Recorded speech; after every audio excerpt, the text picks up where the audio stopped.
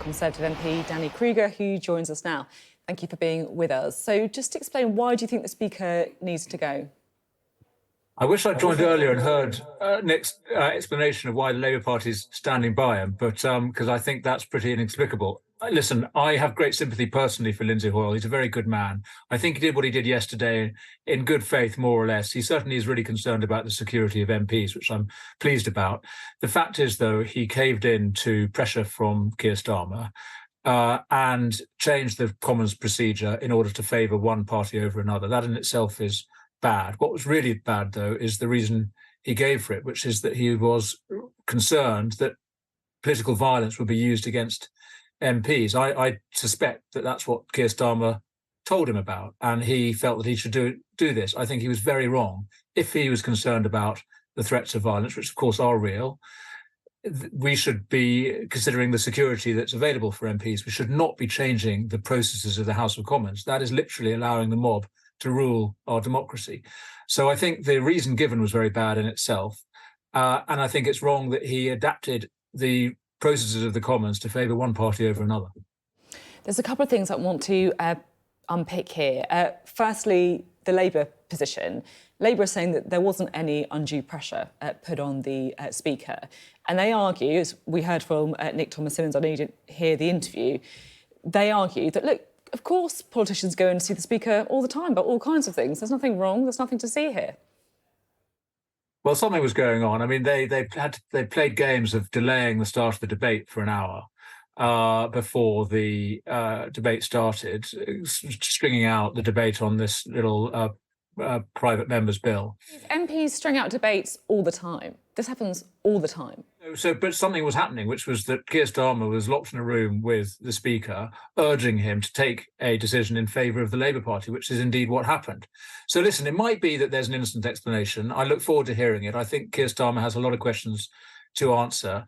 At the moment, I think Lyndsay's position is very difficult to maintain, but I hope that he'll be able to restore confidence in his position and in his chair. He is a good man. I think he wants to be an impartial speaker. He wasn't yesterday. It's an incredibly serious thing. I mean, I hate calling for people to go. I don't get into the business of calling for resignations. I think he really does now need to demonstrate why he did what he did, how he's going to act impartially in future if he stays in the role. And I think the Labour Party has to explain why it took the decision it did. Because if Keir Starmer thinks it's so important that people change their behaviour in Parliament because of the threat of political violence, he should have allowed his MPs to vote with the SNP motion, which is a much stronger condemnation of Israel than he was prepared to go down. Instead, what he did was lean on the Speaker to change the process to allow the Labour motion to be voted on. That was wrong.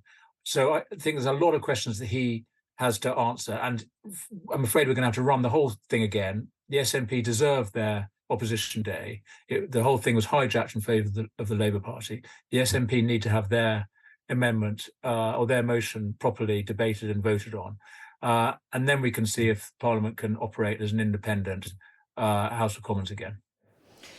I was interested when you said that you would like to see if the Speaker can restore confidence in his position. So even though you signed the motion saying that he should go, you do think there could be a way back for him? I mean, he did apologise, didn't he? I think yesterday was bad, but I'm glad to see what he's said today. At the moment, I don't have confidence in his position because I'm unclear about exactly what happened and what he's going to do next. But assuming that he stays in post, and the main party leaders are not calling for him to go except the SNP. So my expectation is that he'll stay on. On a personal level, I'm happy with that because I think he is a decent man.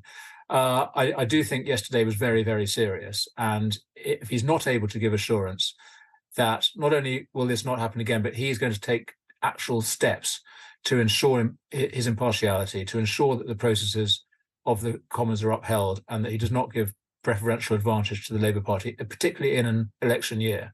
If he can't do that, then I think his position is untenable. But I'm hopeful that he will be able to restore confidence and that we can have a Speaker that genuinely represents the impartiality of his chair. It feels like, an awful lot of people watching what happened at the House of Commons yesterday might be feeling, I guess, pretty depressed, pretty frustrated. It's an incredibly serious issue. And you had this kind of circus, I guess, in Parliament. Do you think MPs have covered themselves in glory? Well, I think the whole episode was very bad, but that's, I'm afraid to say, because the leader of the Labour Party leant on the Speaker to change the process. If that hadn't happened, we wouldn't have had the squabbling. I mean, the fact is, I actually don't accept that what we saw in the comments by other MPs was wrong. I think it was right that our front bench withdrew our amendment in protest. I understand why the SNP wanted to walk out. Of course, voices are raised. Of course, there are a lot of points of order. But I think that was a reflection of the fact that our democracy was being subverted. And the problem lies primarily with the leader of the Labour Party and with his MPs who were insisting on having a vote on a motion that shouldn't have been brought to a division. I don't think that other MPs behave wrongly, even the SNP, which I wouldn't usually say.